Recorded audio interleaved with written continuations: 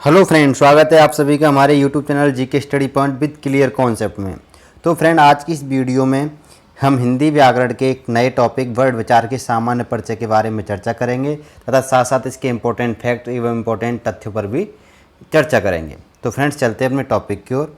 देखिए फ्रेंड, आज का जो हमारा टॉपिक है बहुत ही इंपॉर्टेंट टॉपिक है जो आगामी प्रतियोगी परीक्षाओं के लिए आपको बहुत ही उपयोगी साबित होगा। और फ्रेंड, इसके एक एक पॉइंट को, एक एक बिंदु को आपको अच्छे से पढ़ना है, अच्छे से समझना है। देखिए फ्रेंड, मेरा यहाँ हिंदी पढ़ाने का तात्पर्य आपको समझाना है, ना कि रटाना है।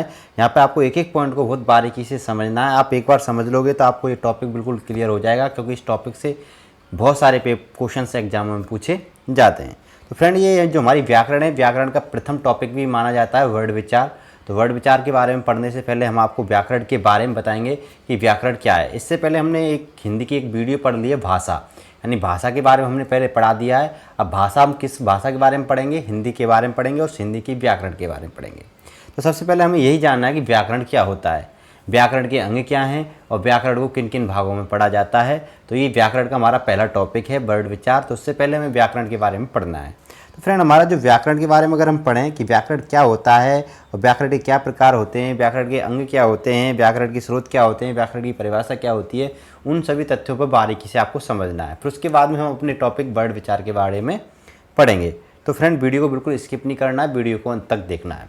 अगर आप हमारे चैनल पर बिल्कुल नए आए हो तो हमारे चैनल को सब्सक्राइब कर लें तथा बेल आइकन को भी प्रेस कर लें। फ्रेंड, वीडियो को लाइक कर दें और शेयर भी कर दें। फ्रेंड, जितना आप शेयर करोगे और लाइक करोगे उतना ही मेरे को अच्छा लगेगा। मैं आगे भी और अच्छे आपको इसी प्रकार की वीडियो से लेकर आता रहूँगा आपके लिए। तो फ्रेंड, देखिए कि व्याकरण शब्द, यानी व्याकरण शब्द विधन आधन करण से मिलकर बना है, जिसका शाब्दिक अर्थ होता है भली प्रकार से समझना। पहला पॉइंट है फ्रेंड्स, इसको समझें आप कि जो व्याकरण शब्द है वो किससे मिलकर बना है? वी प्लस आ प्लस करण से मिलकर बना है, और जिसका शाब्दिक अर्थ क्या होता है? भली प्रकार से समझना। देखिए फ्रेंड्स, वी माने होता है, क्या होता है? वी मिस भली प्रकार से, आ मिस समझना और करण मिस कार्यों को, यानी भली प्रकार से समझना। हम कुल मिला के कह सकते हैं जो व्याकरण शब्द है वो वी उपसर्ग से, करण प्रत्यय से और आ धातु से मिलकर बना है। ये व्याकरण का क्या है फ्रेंड? पदभेद है। व्याकरण का क्या है? वर्ड भेद है। अगर आपसे क्वेश्चन पूछ रहे कि व्याकरण का पदभेद क्या है, तो वी धन आ धन करण है फ्रेंड्स। ठीक है, तो यहाँ तक एक पॉइंट समझना है। पेपरों में पूछा जा सकता है कि व्याकरण का शाब्दिक अर्थ क्या होता है, तो व्याकरण का शाब्दिक अर्थ क्या होता है फ्रेंड्स? भली प्रकार से समझना होता है। पहला पॉइंट से ये बताना है आपको। ठीक है फ्रेंड्स, तो यहाँ तक पॉइंट्स क्लियर हुए। दो क्वेश्चंस क्लियर होते हैं हमारे। पहला क्वेश्चन, व्याकरण शब्द का पदभेद क्या है, तो वी धन आधन करण। व्याकरण का शाब्दिक अर्थ क्या है? भली प्रकार से समझना। देखो फ्रेंड्स, बारीकी से समझे, एक एक फ्रेंड पॉइंट को याद करें अच्छे से फ्रेंड्स। फिर उसके बाद में आती है व्याकरण की परिभाषा क्या है, यानी व्याकरण किसे कहते हैं। यानी व्याकरण का हमें शाब्दिक अर्थ तो समझ में आ गया, व्याकरण का शाब्दिक अर्थ होता है भली प्रकार से समझना।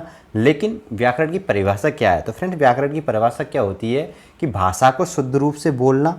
एक पॉइंट क्या है? भाषा को शुद्ध रूप से बोलना। दूसरा पॉइंट क्या है? लिखना। और तीसरा पॉइंट है पढ़ना या प्रयोग करना। ही क्या करने की विधा ही क्या कहलाती है फ्रेंड्स? व्याकरण कहलाती है।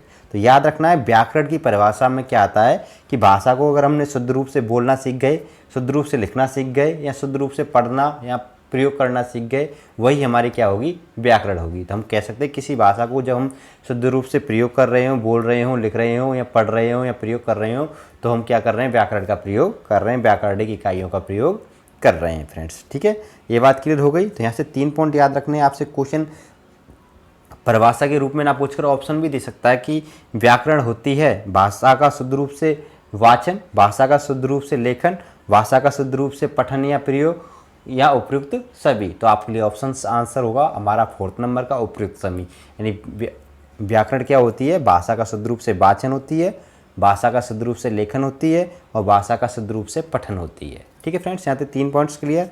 तो यहाँ से हमारा ये परिभाषा भी क्लियर हो गई आपकी। फिर उसके बाद में आती है व्याकरण के अंग। फ्रेंड्स, व्याकरण के 3 अंग होते हैं।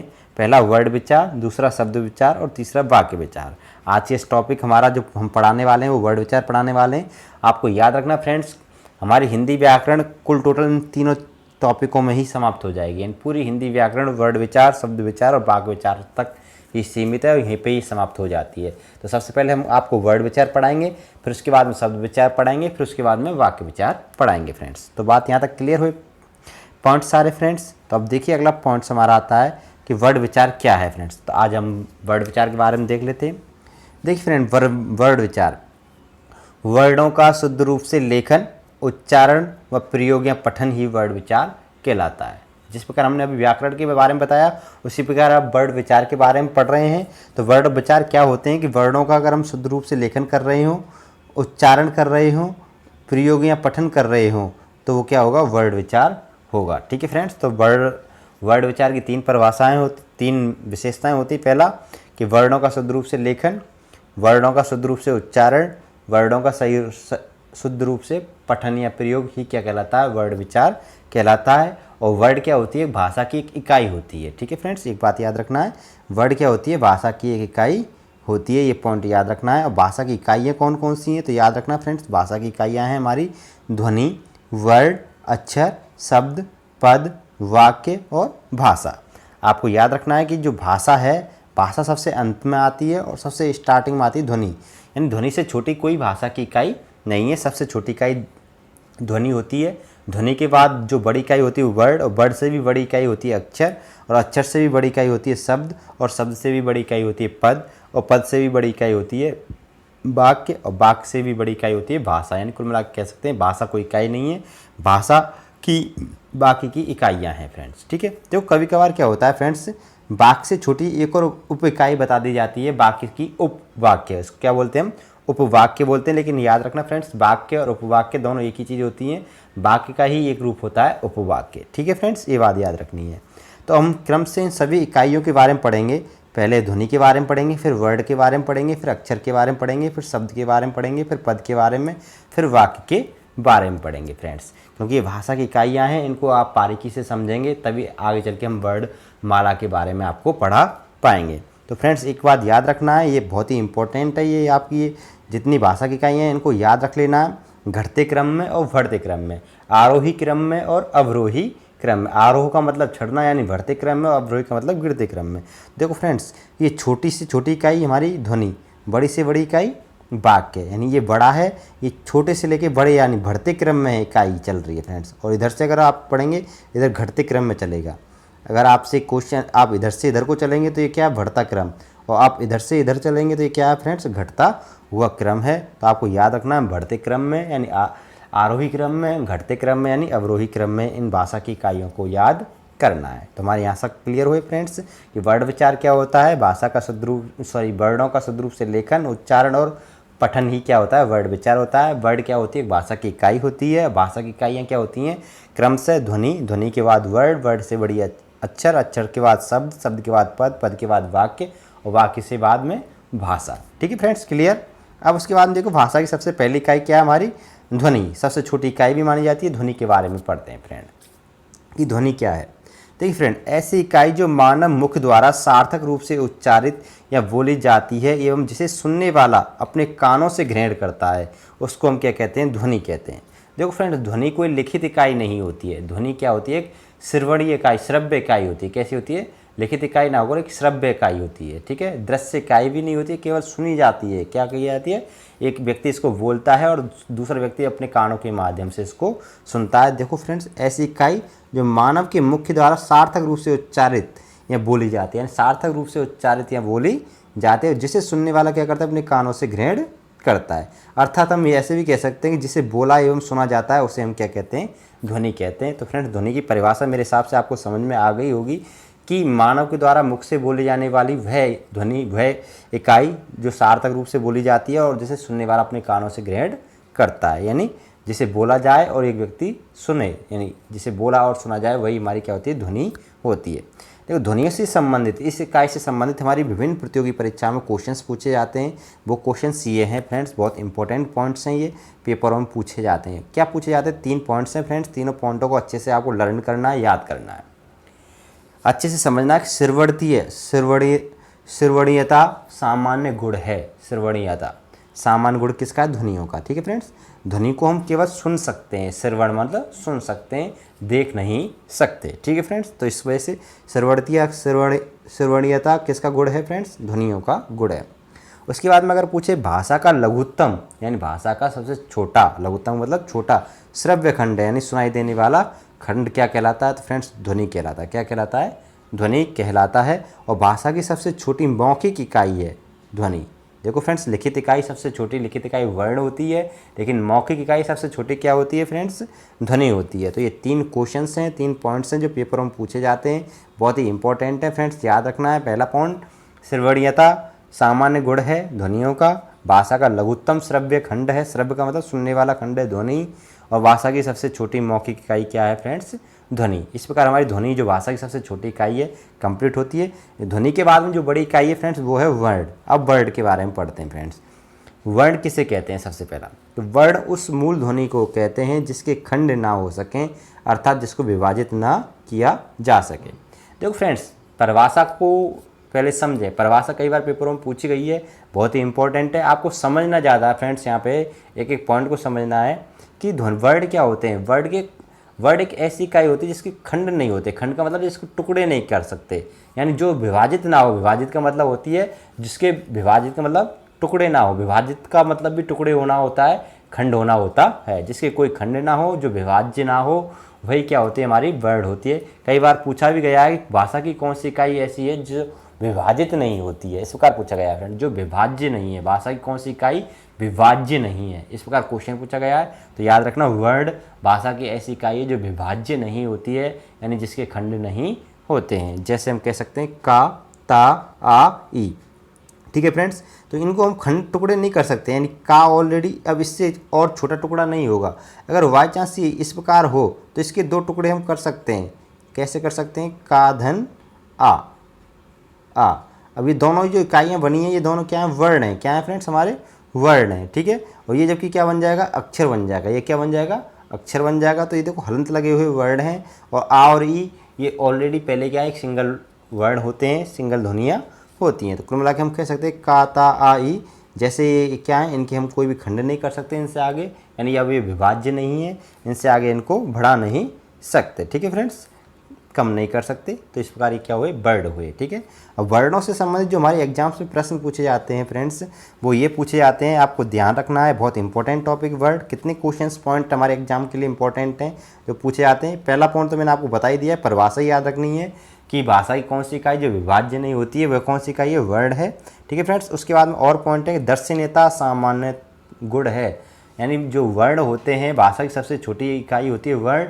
ये क्या होती है? दर्शनीय, दृश्य होती है, यानी इसको हम देख सकते हैं। ठीक है फ्रेंड्स, जैसे दिखाई दे रहा है आपको ऑलरेडी, वर्ण का दिखाई दे रहा है, ता दिखाई दे रहा है, आ दिखाई दे रहा है, और ये दिखाई दे रहा है। तो दर्शनीयता सामान्य गुण है किसका फ्रेंड्स? वर्णों का। एक पॉइंट्स क्लियर।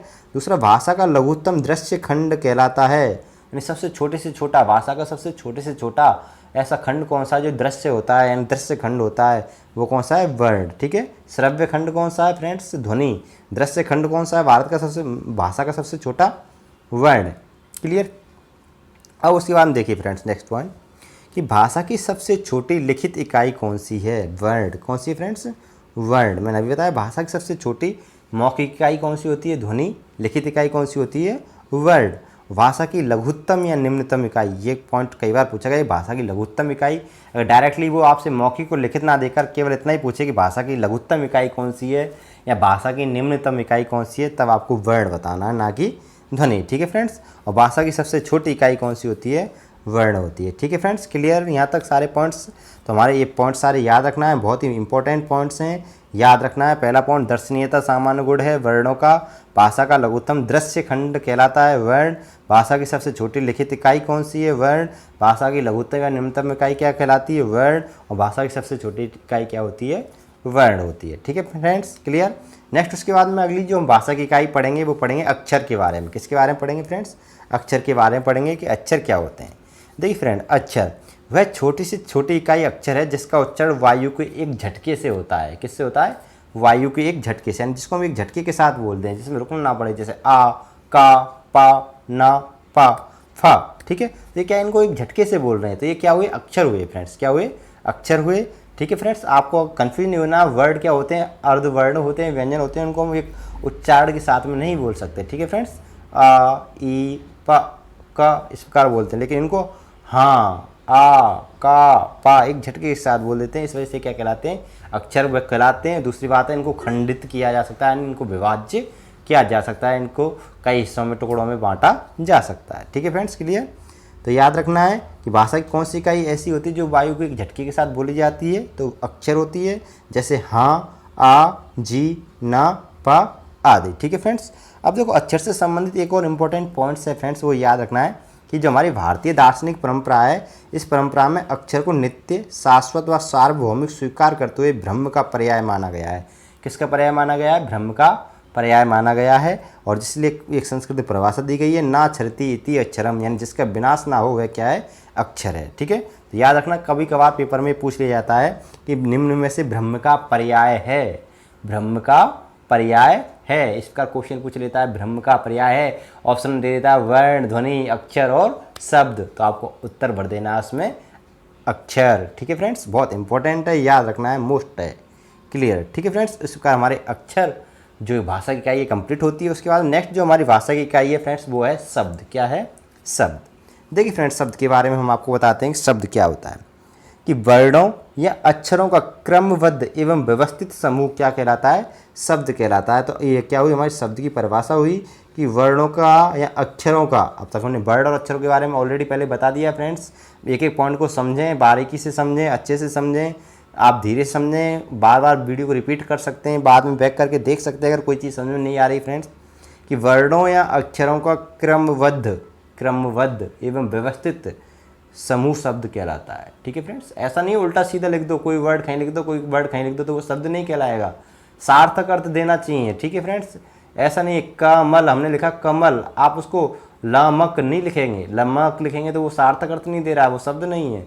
कमल यानी व्यवस्थित रूप होना चाहिए, क्रमबद्ध तरीके से लिखा हुआ होना चाहिए। ऐसा नहीं कमल में आप माँ आगे लगा दो, ला पीछे लगा दो, का पीछे लगा दो। ठीक है फ्रेंड्स, एक क्रमबद्ध तरीके से होना चाहिए, व्यवस्थित रूप से होना चाहिए, तब वो क्या कहलाएगा? शब्द कहलाएगा। तो कुल मिला कह सकते हैं अक्षरों का या वर्णों का एक क्रमबद्ध रूप, व्यवस्थित रूप ही क्या कहलाता है? हमारा शब्द कहलाता है, जैसे राम, कमल, किताब आदि। ठीक है फ्रेंड्स। अब उसके बाद देखिए, जो हमारे पेपर्स के लिए इंपॉर्टेंट है, एग्जाम्स के लिए इंपॉर्टेंट है, वो ये पॉइंट इंपॉर्टेंट है कि अर्थ या सार्थकता के आधार पर भाषा की सबसे छोटी श्रव्य व लिखित इकाई है शब्द। ठीक है फ्रेंड्स, देखो भाषा की सबसे छोटी लिखित इकाई कौन सी होती है? वर्ड। और मौखिक इकाई कौन सी होती है? ध्वनि। लेकिन अर्थ के आधार पर जो अर्थ प्रदान करे, हमें सार्थक हो, जिसका कोई ना कोई अर्थ निकले, ऐसी भाषा की सबसे छोटी श्रव्य और लिखित इकाई कौन सी होती है फ्रेंड्स? शब्द होती है। ये बात याद रखना है, यहाँ पे थोड़ा सा कंफ्यूज नहीं हो जाना है। अर्थ के आधार पर भाषा की सबसे छोटी लिखित और श्रव्य इकाई कौन सी होती है? शब्द। लेकिन आपसे डायरेक्टली पूछे भाषा की सबसे छोटी श्रव्य इकाई, ध्वनि बताना है, भाषा की सबसे छोटी लिखित इकाई वर्ड होती है। ठीक है, लेकिन अर्थ के आधार भाषा की सबसे छोटी श्रव्य और लिखित दोनों ही इकाइयाँ कौन सी होती हैं?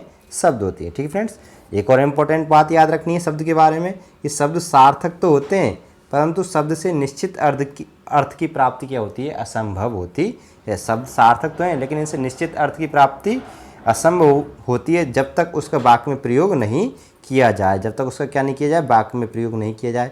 देखो फ्रेंड्स, ये बात समझ में आनी चाहिए आपको कि शब्द सार्थक तो होते हैं, पर उनका निश्चित अर्थ की प्राप्ति असंभव होती है। उनका निश्चित अर्थ हम कब प्राप्त कर सकते हैं? जब उनको हम वाक्य में प्रयोग कर दें। देखो फ्रेंड्स कैसे, जैसे मैं आपको बता देता हूँ फ्रेंड्स, एक बात समझना। जैसे मैं यहाँ पे लिख देता हूँ अंक, क्या लिख देता हूँ? अंक लिख दिया मैंने यहाँ पे, बात समझ गए आप? अभी क्या एक शब्द है, क्या है फ्रेंड्स? एक शब्द है। अब इसका सार्थक अर्थ हमें नहीं पता है यहाँ पे किस लिए, लेकिन हम जब इसको वाक्य में प्रयोग कर देंगे, हम क्या कर देंगे? राधा ने कृष्ण का अंक भरा, यानी माँ ने बच्चे को अंक भरा। अंक का मतलब गोद, लेकिन हम डायरेक्ट अंक लिख देते तो यहाँ पे हम कई अर्थ निकाल सकते हैं। अंक एक गणित की जो गणित होती है, उसके गणित के जो वर्ड होते हैं उनको हम अंक बोलते हैं। अंक का एक दूसरा रूप होता है गोद भरना, अंक भरना। ठीक है फ्रेंड्स, गले मिलना, अंक भरना।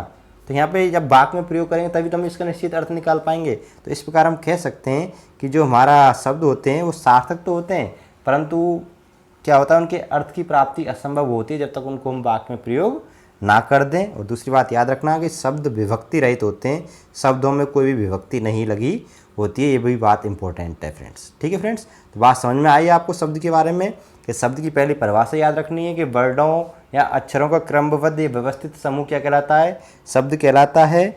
दूसरी बात, अर्थ और सार्थकता के आधार पर भाषा की सबसे छोटी श्रव्य और लिखित इकाई कौन सी होती है? शब्द होती है। शब्द सार्थक तो होते हैं, लेकिन वाक्य में प्रयोग करने के बाद में उनके अर्थ की प्राप्ति संभव होती है।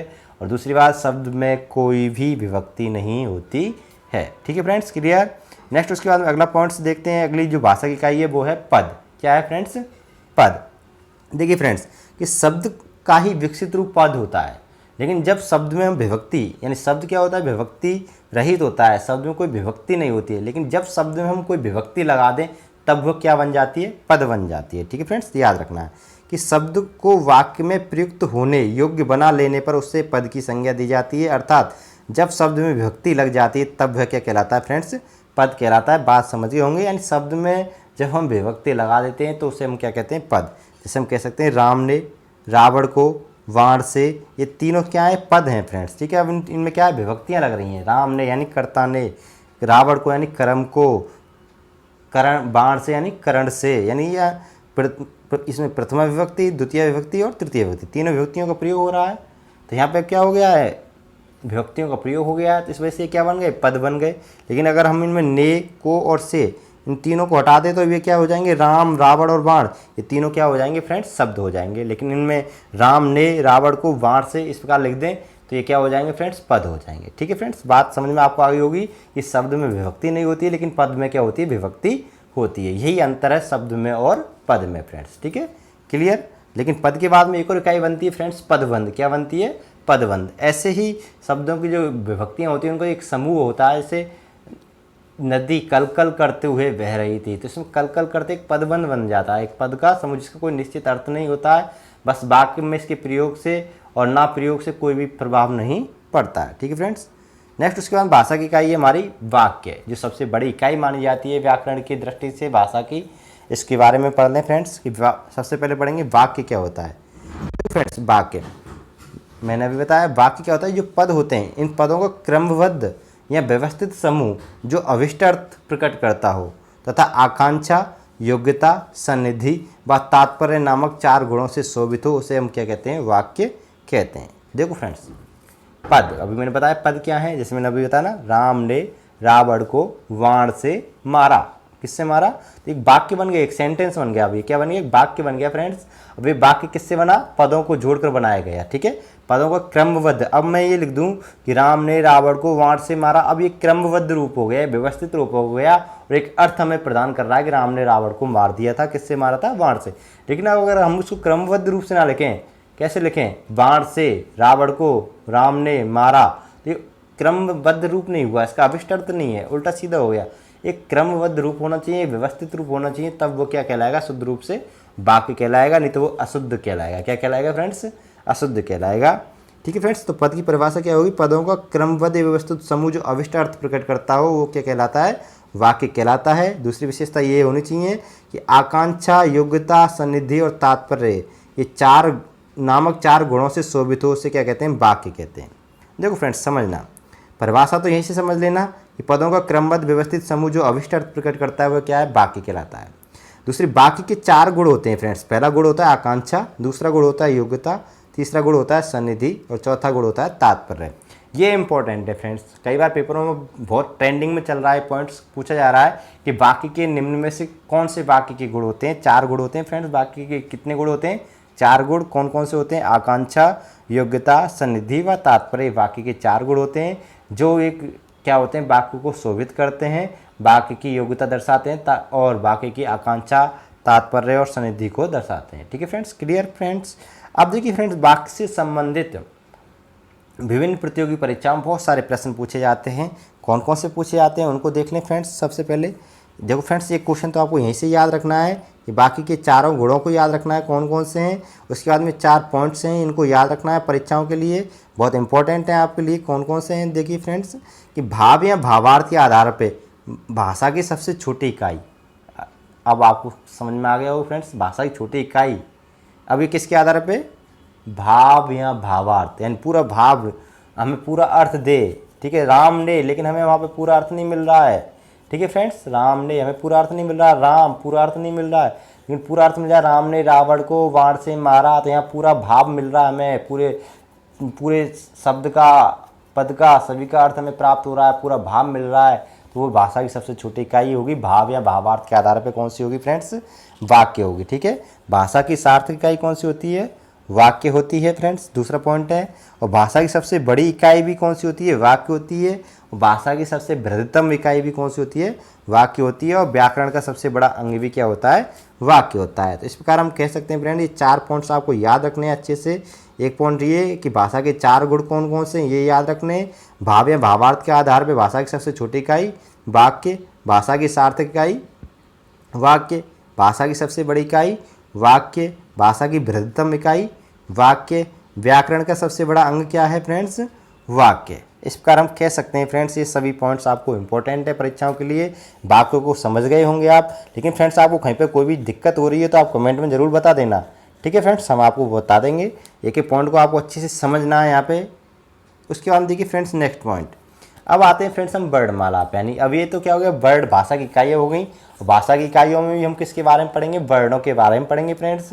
वर्णमाला के बारे में पढ़ेंगे, वर्ड विचार के बारे में पढ़ रहे हैं हम। देखिए फ्रेंड्स, वर्ड विचार में कि जो वर्ड होते हैं उन्हीं वर्णों के व्यवस्थित समूह को, यानी जो वर्ड होते हैं उन्हीं वर्णों के व्यवस्थित समूह को क्या कहते हैं फ्रेंड्स? वर्णमाला कहते हैं। ये बात याद रखनी है। और वर्ड फ्रेंड्स 2 प्रकार के होते हैं, वो समझना है यहाँ पे। देखिए फ्रेंड्स, वर्णमाला क्या है? वर्णमाला यानी वर्णों के व्यवस्थित समूह को हम क्या कहते हैं फ्रेंड्स? वर्णमाला कहते हैं। वर्णों के प्रकार या अंग, वर्ड कितने प्रकार के होते हैं? तो फ्रेंड्स याद रखना है, वर्ड 2 प्रकार के होते हैं। पहला प्रकार स्वर और दूसरा प्रकार क्या होता है फ्रेंड्स? व्यंजन। यानी वर्ड के 2 प्रकार होते हैं, स्वर और व्यंजन, ठीक है फ्रेंड्स। और वर्णों की संख्या देखिए फ्रेंड्स कि वर्णों की संख्या कितनी होती है, ठीक है फ्रेंड्स। देखो फ्रेंड्स, तो वर्णमाला में 11 स्वर होते हैं फ्रेंड्स, 33 व्यंजन होते हैं, 2 अयोगवाह होते हैं, 4 संयुक्त अक्षर होते हैं, 2 ताड़नजात होते हैं फ्रेंड्स, और 4 विदेशी वर्ड होते हैं, ठीक है फ्रेंड्स। इन्हीं से हम अपने क्वेश्चंस एग्जाम्स के लिए बना सकते हैं फ्रेंड्स। देखिए फ्रेंड्स कैसे बना सकते हैं, मैं आपको बता देता हूँ।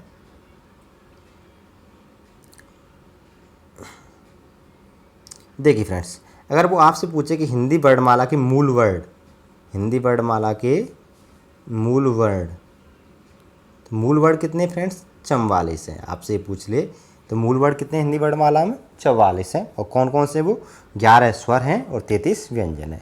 एक क्वेश्चन तो एक बन जाता है फ्रेंड्स। अगर वो बाई चांस आपसे पूछ ले कि हिंदी वर्णमाला के कुल वर्ण कितने हैं, हिंदी वर्णमाला के कुल वर्ण कितने हैं फ्रेंड्स, आपसे अगर ये पूछ ले कि हिंदी वर्णमाला के कुल वर्ण कितने, तब आपको क्या बताना है फ्रेंड्स? तो हिंदी वर्णमाला के देखिए फ्रेंड्स कुल वर्ण होते हैं 52। कितने होते हैं फ्रेंड्स? 52 होते हैं। हिंदी वर्णमाला में कुल वर्ण कितने होते हैं? 52 होते हैं। देख लीजिए फ्रेंड्स, 11 और 33 44, 44 और 2 46 और 4 50, और 50 और 2 कितने हो गए फ्रेंड्स? 52। लेकिन वो बाई चांस आपसे ये पूछ ले कि हिंदी वर्णमाला की मानक वर्णमाला वर्ड कितने होते हैं, तो आपको मानक वर्ड बता देने फ्रेंड्स 56। कितने बता देने? 56 बता देने, ठीक है फ्रेंड्स। तो ये सभी टोटल क्या है? मानक वर्ण हैं। अगर आपसे वो केवल ये पूछे कि मूल वर्ड कितने, तो मूल वर्ड कितने फ्रेंड्स? 44 हैं। इस प्रकार हम कह सकते हैं कि हिंदी वर्णमाला के मूल वर्ड 44, मानक वर्ड 56 और कुल वर्ड कितने? 52 है, ठीक है फ्रेंड्स। क्लियर यहाँ तक? तो आपको याद रखना है कि वर्ण 2 प्रकार के होते हैं, स्वर व्यंजन। वर्णों का व्यवस्थित रूप क्या कहलाता है? वर्णमाला। और वर्णों की ये संख्या मैंने आपको बता दी अलग अलग करके। अब आगे चल के इनके प्रश्न भी देख लीजिए, पेपरों में पूछे जाते हैं। वो किस प्रकार पूछे जाते हैं ये देखिए कि हिंदी की देवनागरी लिपि में मानक वर्णों की संख्या कितनी है? मैंने बता दी 56 है। कौन कौन से हैं वो मैंने अभी आपको बता ही दिए कितने किस प्रकार होते हैं। हिंदी वर्णमाला में मूल वर्णों की संख्या कितनी है फ्रेंड्स? 44 है। हिंदी वर्णमाला में कुल वर्णों की संख्या कितनी है? 52 है। हिंदी भाषा में ध्वनि की सबसे छोटी इकाई क्या कहलाती है? स्वनिम या ध्वनिग्राम कहलाती है, जिसको इंग्लिश में हम फोनेम्स कहते हैं फ्रेंड्स। और किसी भाषा की सबसे छोटी अर्थपूर्ण इकाई क्या होती है? रूपम या रूपग्राम, जिसको इंग्लिश में हम मोरफेम्स कहते हैं। ये दोनों के दोनों प्रश्न सीटेट में बहुत पूछे जाते हैं फ्रेंड्स, बहुत उपयोगी हैं सीटेट के लिए। आपको ये बात याद रखनी है। नेक्स्ट हमारा नोट में देख लें फ्रेंड्स, एक लास्ट पॉइंट है ये कि वर्णमाला के अक्षरों में ई, री, ए और ऐ को छोड़कर सभी क्या है? पुल्लिंग है। केवल वर्ड हमारी हिंदी वर्णमाला में टोटल जो 56 मानक वर्ड हैं, यानी 52 जो कुल वर्ण हैं, उन सभी वर्डों में केवल 5 वर्ड ऐसे हैं जो स्त्रीलिंग कहलाते हैं। बाकी के सभी वर्ड क्या हैं? हमारे पुल्लिंग हैं। जो स्त्रीलिंग वर्ड हैं वो कौन कौन से हैं? ई, री, ए और ऐ। इन 5 वर्ड स्त्रीलिंग है हमारी पूरी वर्ड हिंदी वर्णमाला की। बाकी के सभी वर्ड क्या है? पुल्लिंग हैं, ठीक है फ्रेंड्स। तो ये सभी पॉइंट्स इंपॉर्टेंट हैं। याद रखना कि हिंदी देवनागरी लिपि मानक वर्ड कितने फ्रेंड्स? 56, मूल वर्ड 44, कुल वर्ड 52, सबसे छोटी इकाई स्वनिम या ध्वनिग्राम, सबसे अर्थपूर्ण इकाई रूपी या रूपग्राम। ठीक है फ्रेंड्स, ये याद रखना है, ये दोनों पॉइंट्स बहुत याद रखना है, बहुत ट्रेंडिंग में रहते हैं दोनों पॉइंट्स। कि भाषा की सबसे छोटी इकाई ध्वनि जो होती है, सबसे छोटी इकाई ध्वनि होती है, वो क्या कहलाती है, उसको क्या कहते हैं, ध्वनिग्राम या स्वनिम भी कहते हैं। ठीक है फ्रेंड्स, क्लियर। इस प्रकार फ्रेंड्स जो आज की हमारी जो वीडियो का जो टॉपिक था, आज की जो टॉपिक है वो यहीं समाप्त होता है। हमारी वीडियो हम यहीं समाप्त करते हैं। कल की हम वीडियो में पढ़ाएंगे, आपको स्वर के बारे में बताएंगे, यानी वर्ड के जो प्रकार हैं स्वर और व्यंजन, उनके बारे में चर्चा करेंगे। तो कल की नेक्स्ट वीडियो में स्वर के बारे में बताएंगे, फिर व्यंजन के बारे में बताएंगे, फिर वर्णमाला से संबंधित और भी जो इंपॉर्टेंट तथ्य हैं उनके बारे में चर्चा करेंगे। इस प्रकार आप को बताएंगे। तो फ्रेंड्स आज की हमारी वीडियो अगर आपको पसंद आई हो, वीडियो को लाइक अवश्य करें, शेयर करें, हमारे चैनल को सब्सक्राइब करें। अगर आपने अभी तक बेल आइकन को प्रेस नहीं किया तो बेल आइकन को भी प्रेस कर ले फ्रेंड्स। तो फ्रेंड्स वीडियो को शेयर अवश्य करना फ्रेंड्स, अपने दोस्तों को बताना सभी को, जिससे सभी को लाभ मिल सके, मेरी मेहनत का भी फायदा सभी को मिल सके। ऐसा नहीं है आप ही आप पढ़ते रहो, अपने दोस्तों को ना बताओ, सभी को शेयर अवश्य करना फ्रेंड्स। ठीक है फ्रेंड्स, तो चलते हैं फ्रेंड्स, मिलते हैं आपसे नेक्स्ट अगली वीडियो में, तब तक के लिए अलविदा।